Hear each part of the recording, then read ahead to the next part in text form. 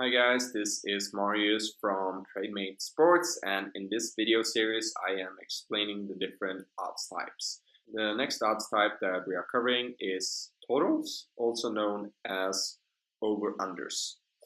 With totals, you are betting on the total number of points or goals scored in a game or a set or a half or a quarter. Let's say we have a football game between Manchester City and Arsenal, and we want to bet on the total number of goals scored in this game.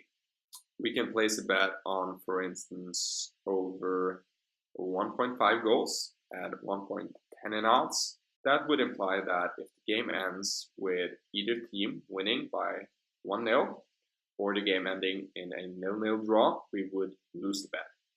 For any other outcomes of the game, we will win the bet. Alternatively, if we place the bet on under 1.5, if the game then ends with either team winning 1-0 or in a 0-0 draw, then we will win the bet. When you go to a bookmaker's page, they will usually show you a main over-under line. The most common one in football games will be over-under 2.5, but if the bookmakers anticipate it being a high-scoring game, you could see the main line being, for instance, over under 3.5 or 4.5, and this varies.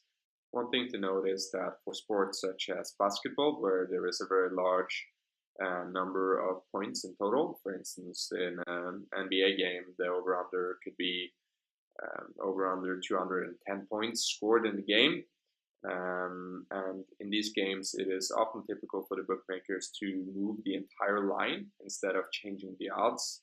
So if more information comes into the market that suggests it will be an even higher scoring game than 210 points, then they will, for instance, shift the line upwards to 212 points.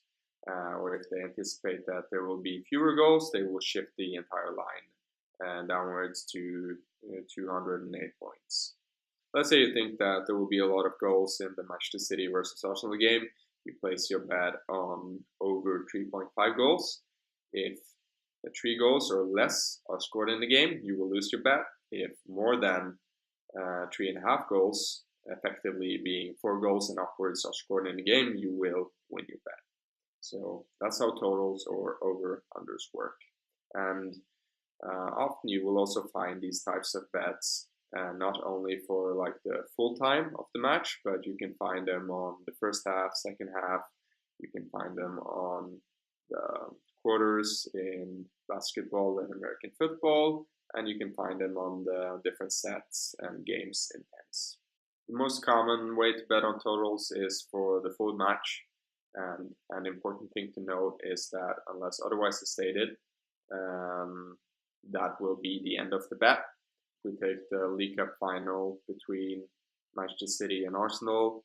If that ends in a draw after full time and the game moves into extra time, then that won't affect your bet at all. The bet will only last through regular time plus stoppage time. So just make sure to be aware of this when you place the bet.